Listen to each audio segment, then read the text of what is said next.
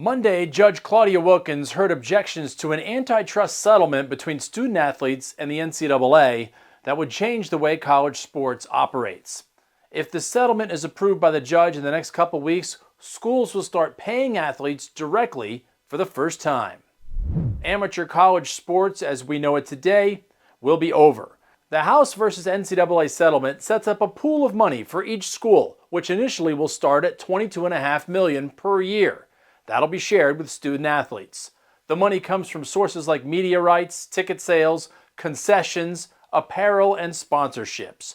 That $22.5 million will increase 4% a year over the next decade and be distributed to athletes by universities as they see fit. The money is in addition to scholarships, outside NIL payments, and other current benefits.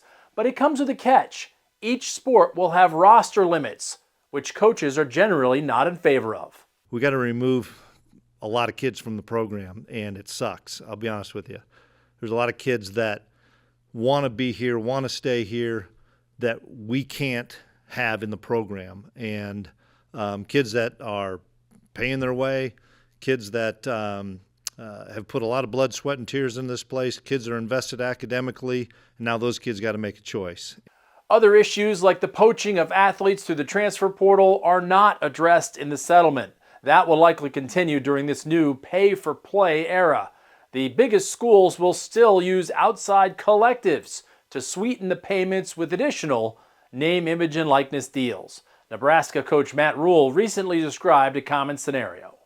What I don't want is guys playing at 4 colleges in 4 years. Because, hey, I'm the highest bidder. Now I'm the highest bidder. The one thing in football is the desperate team sets the market. And so if a desperate team comes in and they're trying to steal you away from me and, hey, I'll give you $100,000 more, but it's not a good situation, there has to be some guardrails.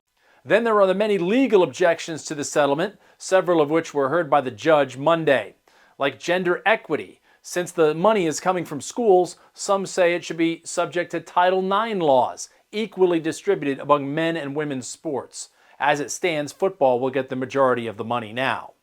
Objectors also asked the judge why there should be a $22.5 million limit on the compensation. And the issue of a cap on roster sizes was a big talking point. Some believe the cap is unfair to students who want to pay their own way, such as walk-ons.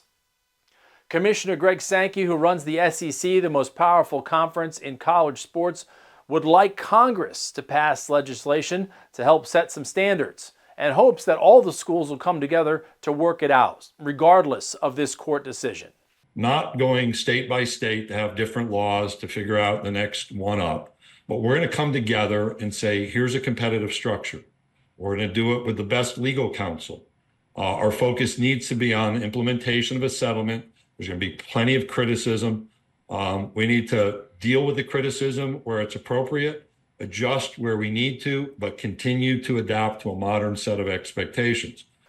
Judge Wilken also reviewed concerns about payments to former athletes dating back to 2016 that were not paid while in school. The settlement has set aside $2.8 billion to be distributed during a 10-year window to those who file a claim. So far, more than 118,000 former athletes have filed. The judge could rule on the settlement in the next couple of weeks. If she approves it, the rules could go into effect July 1st, 2025, changing the college sports landscape.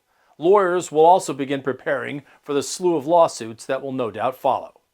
For Straight Arrow News, I'm Chris Francis.